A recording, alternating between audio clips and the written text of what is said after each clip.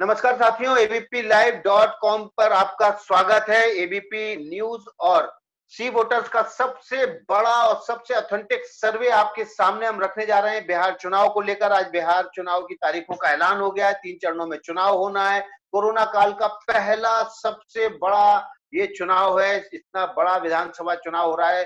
243 सीटों पर चुनाव होने जा रहा है और हमारे साथ सी वोटर्स के फाउंडर डायरेक्टर यशवंत देशमुख साहब जुड़ गए हैं। उनके पास सीधे चलेंगे और जानेंगे कि इस बार जो पहली झलक मिल रही है इस ओपिनियन पोल के जरिए वो क्या है। यशवंत देशमुख साहब, आपका बहुत बहुत स्वागत है।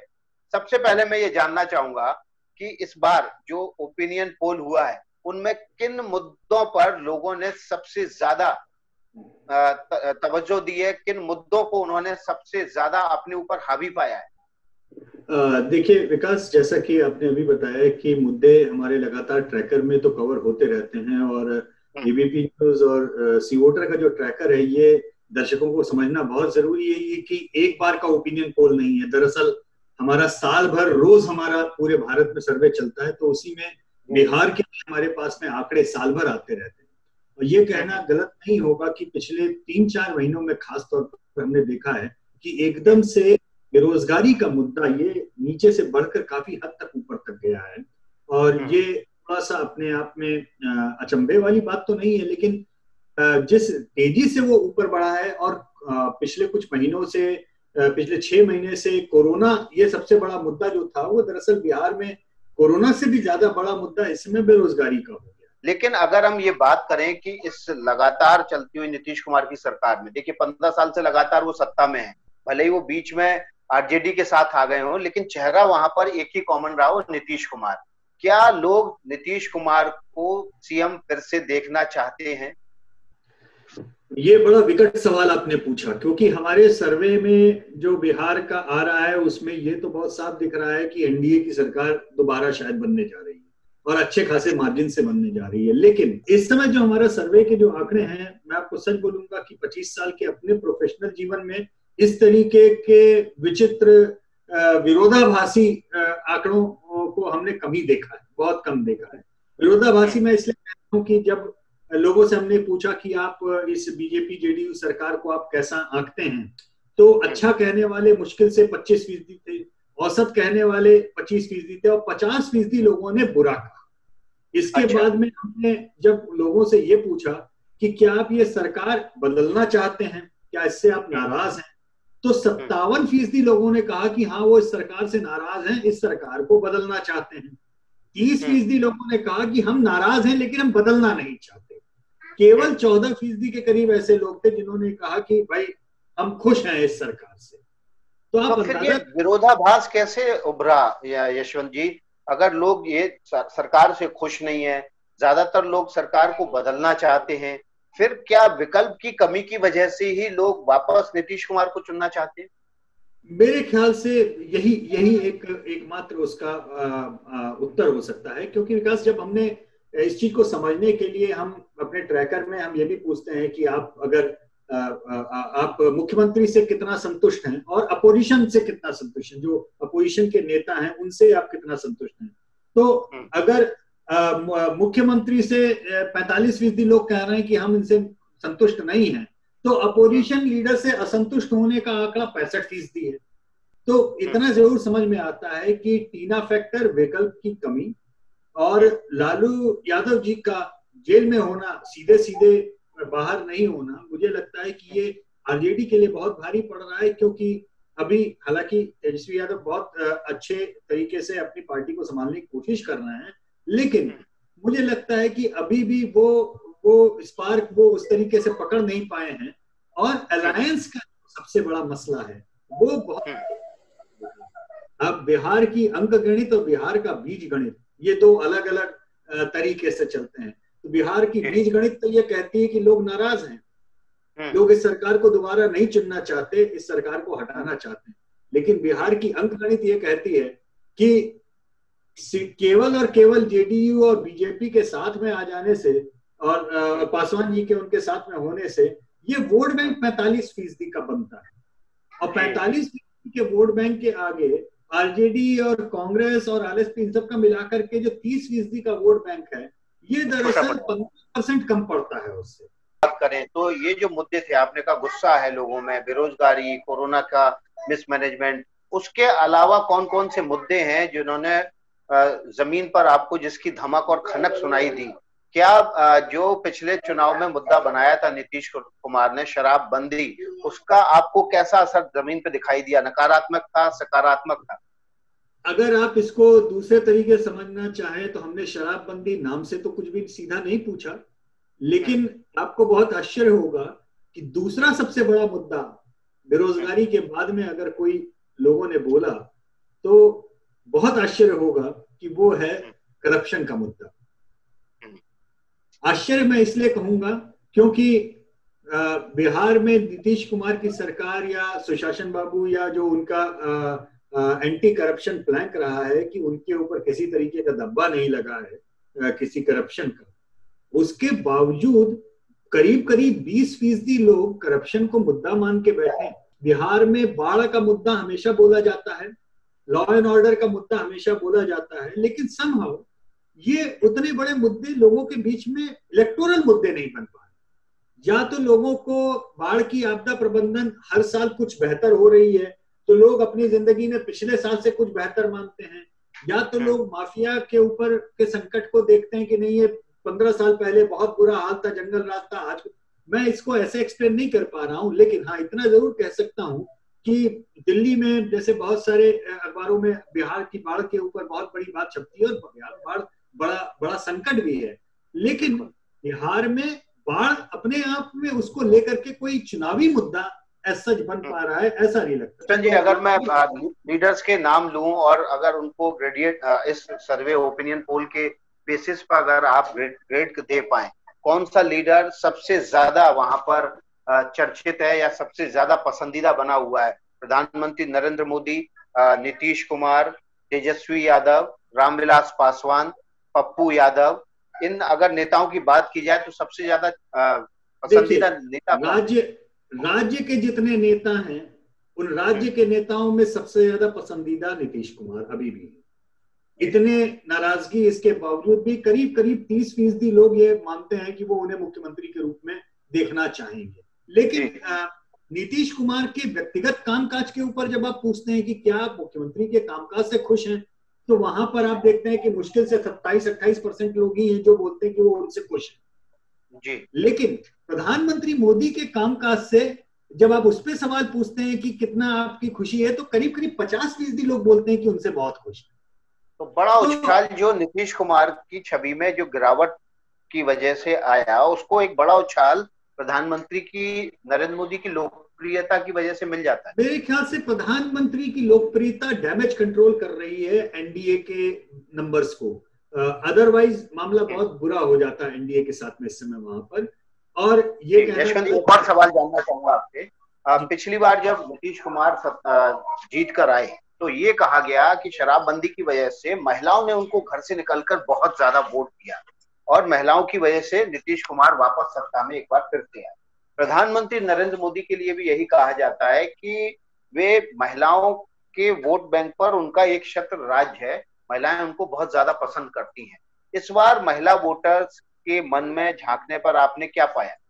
महिला वोटर्स का पूरा झुकाव अभी भी एनडीए की तरफ है और उसका कारण नीतीश जी की छवि का तो है ही है। प्रधानमंत्री, मेरा भी मानना है कि इस समय बिहार में अगर सबसे ज्यादा पॉपुलर कोई नेता है, अगर आप लीडर की बात करें, मास लीडर की बात करें, तो वो दरअसल कोई बिहारी नेता नहीं है, वो नरेंद्र मोदी। ये इसको कहने में मुझे कोई शक नहीं है, क्योंकि जिस लेवल पे उनके नाम के आगे लोग मतलब ओके कर देते हैं जाके, उस तरीके की मुझे लगता है कि उस तरीके का चमत्कारिक फॉलोइंग शायद लालू जी की रही अपने जमाने में, मतलब जिस समय उनकी पॉपुलैरिटी पीक पे रही होगी मास लीडर के नाते।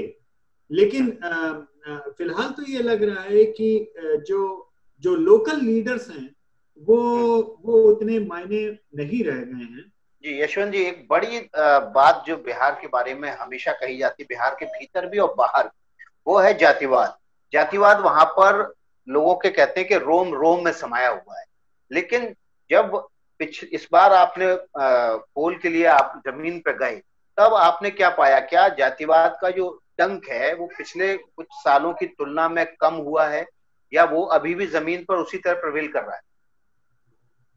कहीं से भी डिग्री मुझे लगता नहीं कि जातिवाद में कोई सीधी उस तरीके से कमी आई। अभी भी आरजेडी के पास में यादव मतदाता और मुस्लिम मतदाताओं का जो इक्वेशन है वो रॉक सॉलिड है, बिल्कुल रॉक सॉलिड है उनका, उसमें कोई कमी नहीं है। लेकिन नॉन यादव ओबीसी ये पूरे एक तरह से जैसे मानो काउंटर पोलराइज होकर के बीजेपी के खाते में गए। अगर आप इंडिविजुअल वोट शेयर की बात करें तो मुझे लगता है कि अगर सारी पार्टियां अलग अलग चुनाव लड़ें तो मुख्य मुकाबला हो सकता है कि बीजेपी और आरजेडी के बीच में हो जाए, और 30% के आसपास बीजेपी का ब्लॉक बने और 25 के आसपास आरजेडी का ब्लॉक बने। जी यशवंत जी, एक छोटा सा आंकड़ा दर्शकों के लिए रख देते हैं, क्योंकि बड़ी देर से अभी वो मुद्दों पर हम उनको मुद्दे समझाने की कोशिश कर रहे थे, लेकिन हम पूर्वी बिहार का आंकड़ा रख देते हैं जो ओपिनियन पोल में उभर कर सामने आया है। एनडीए की जो स्थिति दिख रही है वो पूर्वी बिहार में 14 से 18 दिख रही है, जबकि यूपीए की स्थिति 7 से 11 सीटों की दिख रही है। ये इसके अलावा यहाँ पर जो अदर्स हैं वो 1 से 3 सीटों पर काबिज हैं। आपसे समझना चाहूंगा, ये जो पूर्वी बिहार है इसमें कौन कौन से जिले आते हैं, और पिछली बार की तुलना में यहाँ पर बीजेपी को ही बढ़त बढ़ती दिखाई दे रही है?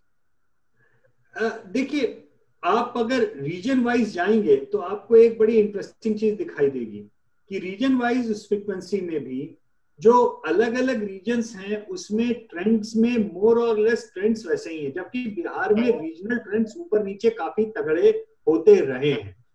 तो अभी मैं ये देख रहा हूं कि 45 से 50% की रेंज में ये तकरीबन सभी रीजन्स में एनडीए का वोट शेयर घूम रहा है। सबसे कम अगर मैं देखूं कि कहीं पर अगर जहां पे एनडीए का वोट शेयर है वो मगध भोजपुर में। उसी तरीके से अगर आप यूपीए का वोट शेयर देखें लालू जी की पार्टी का और कांग्रेस के गठबंधन का, ये 30 से 35 के बीच में ये मोर और लेस उनका वोट शेयर घूमता है। सबसे कमजोर इलाका उनका सीमांचल हो रखा है इस समय। अब माइनॉरिटी मेजॉरिटी वाले पोलराइजेशन का मसला आएगा, उन जगहों को अगर आप देखेंगे तो आपको और भी ज्यादा आश्चर्य ये होगा कि वहां पे स्ट्राइक रेट शायद बीजेपी का ज्यादा बेहतर हो। चलिए, स्ट्राइक रेट की बात की आपने, अब हम दूसरे इलाके की बात कर लेते हैं। मगध भोजपुर, ये वो इलाका है जहां पर बीजेपी लगभग सबसे बड़ी पार्टी तो है ही, और पूरे बिहार में भी दूसरे नंबर पर इस इलाके में सबसे बड़ी बढ़त लेकर आगे बढ़ रही है। यहाँ पर बीजेपी, एनडीए कहा जाए, एनडीए 39 से 43 सीटों पर आगे है, जबकि यूपीए 20 से 24 सीटों पर आगे है। इसी मगध भोजपुर के इलाके में 5 से 7 सीटों पर अन्य काबिज हैं। यहाँ पर जो बढ़त है एनडीए की वो जबरदस्त बढ़त है, और पूरे बिहार में बात करें तो ये दूसरा रीजन है जहां पर बीजेपी को एनडीए को इतनी बड़ी बढ़त मिलती दिखाई दे रही है।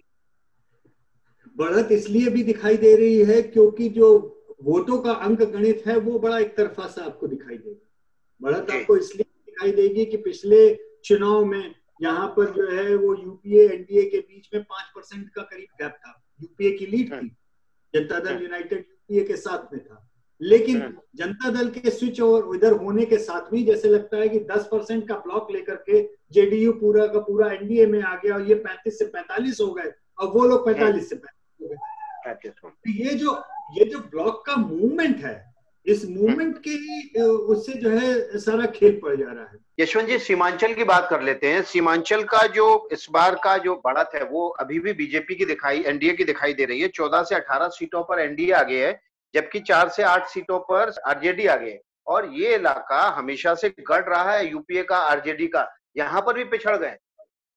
देखिए, वहां पर एक अलग ही किस्म का पोलराइजेशन भी है और मुस्लिम वोटों का बंटवारा भी है। आप ये ध्यान रखिए, सीमांचल यानी हम बात कर रहे हैं किशनगंज, अररिया, पूर्णिया, कटिहार, इस पूरे बेल्ट में जो बाकी छोटे प्लेयर हैं, जिस समय ओहापोह की स्थिति होती है उस समय बाकी छोटे प्लेयर कई बार जो हैं वो इम्पोर्टेंट होते चले जाते हैं। मुझे लग रहा है कुछ वोटों का बंटवारा भी आ रहा है, क्योंकि हमारे आंकड़ों में करीब 25% अदर्स की कैटेगरी में वोट आ रहे हैं। और अगर अदर्स का मतलब है आपका असदुद्दीन ओवैसी से है, जो कि सबसे ज्यादा जोर भी इसी सीमांचल और मिथिलांचल के इलाके में लगा रहे हैं। बिल्कुल बिल्कुल, उनका उनका उनका जो है, उसके अलावा इंडिपेंडेंट्स हैं, आप ये मत भूलिए, वो इलाका है जहाँ पे कुछ और लोकल बड़े नेता भी उनका भी जोर है, जी। और अभी तक ये आसार नहीं दिख रहे हैं कि वो किसी एक पर्टिकुलर अलायंस में जाते हुए दिखाई नहीं दे रहे हैं। मिथिलांचल की बात कर लेते हैं यशवंत जी। यहाँ पर 27 से 31 सीटें एनडीए को मिलती दिखाई दे रही हैं, जबकि यूपीए को 16 से 20 सीटें और अदर्स को 2 से 4 सीटें मिल रही हैं। इस इलाके में भी जबरदस्त, मिथिलांचल तो खैर पुराना गढ़ रहा है एनडीए नहीं, का। बिल्कुल, ये तो पुराना देखिए गढ़ रहा है। मधुबनी में हुआ, मतलब मधेपुरा एक, चूंकि वो पुराना यादव कॉम्बिनेशन उन जगह का रहा, लेकिन मधेपुरा कोई फिर गढ़ जैसा नहीं रह गया था। वहां पे बहुत सीध पहले भी लग गई थी।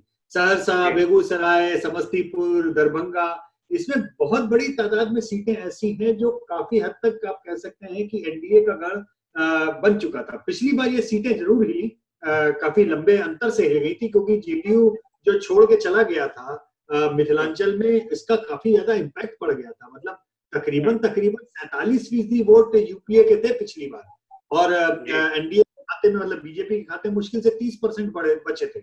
और अब बात कर लेते हैं उत्तर बिहार की, जिसका सभी को इंतजार है, क्योंकि ये वो इलाका है जहां से बीजेपी एनडीए ने पिछली बार से मतलब है मेरा कि 2015 से पहले से, क्योंकि 15 में तो अलग अलग लड़े, लेकिन यहाँ पर एनडीए को जबरदस्त बढ़त मिलती रही है, बीजेपी को जबरदस्त बढ़त मिलती रही है। 47 से 51 सीटों की बढ़त है यहाँ पर एनडीए को, जबकि आरजेडी यूपीए को यहाँ पर 17 से 21 सीटें दिख रही, जबकि अन्य को भी यहाँ से 4 से 6 सीटों का फायदा होता दिखाई दे रहा है। तो एक तरह से ये कहा जाए कि जो कुल सीटें हैं उसका 30% तक, 25 से 30% तक केवल इसी इलाके से आ रहा है एनडीए को। बिल्कुल, और क्योंकि सबसे बड़ा इलाका भी है, देखिए 73 सीटें विधानसभा की आती है इस इलाके से, पश्चिमी चंपारण, पूर्वी चंपारण। जब आप इन इलाकों में हम इन सवालों को देखते हैं कि क्या आप इस सरकार से खुश हैं, नहीं है खुश, लोग नाराज हैं, लोग भरे पूरे नाराज हैं, लोग बेकार हैं। तो उत्तरी बिहार में भी ऐसा नहीं कि लोग बड़े खुश हैं, लोग नाराज हैं। लेकिन जब आप उनसे पूछते हैं कि क्या आप सरकार बदलना चाहते हैं, तो फिर वो बोलते हैं कि नहीं, हम नाराज जरूर हैं, लेकिन हम सरकार नहीं बदलना चाहते। अब ये एक ऐसा सेंटीमेंट है जिसमें आप वही अंक गणित और बीज गणित का जो मसला है, वो मामला यहाँ पर हो जाता है कि लोग अभी भी अंक गणित के साथ में जम के चिपके हुए हैं, क्योंकि बीज गणित में कोई टेंजेंट ऐसा आ ही नहीं रहा है जो उनको इतना उकसाए कि हम यहाँ से हिल करके अब हम कुछ और करें।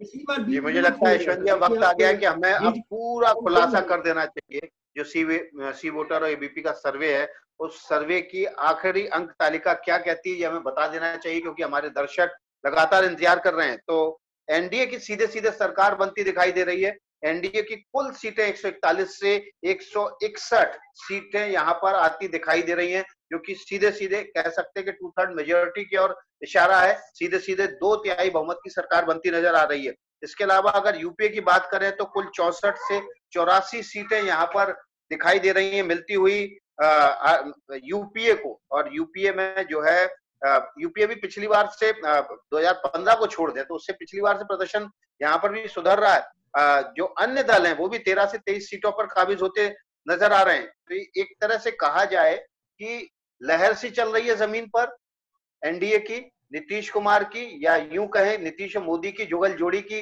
लहर चल रही है जमीन पर।